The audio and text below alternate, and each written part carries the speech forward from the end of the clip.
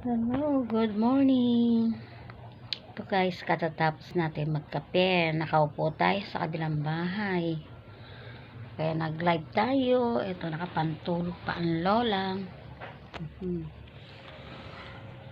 Pantulog, makapag-live lang. Hindi pa nakakabihis. Kamusta kayo pala? Shout out pala po dyan sa inyo lahat. At ingat kayo palagi. Siyempre po, huwag niyong kalimutan, i-like ako at siyempre i-share at suportahan niyo ako sa Reels FB ko at maraming salamat sa inyong nanonood sa aking video kahit hindi maganda. Okay lang, basta may upload ako. At salamat din po sa mga nagsusuporta sa akin. Sensya na kayo.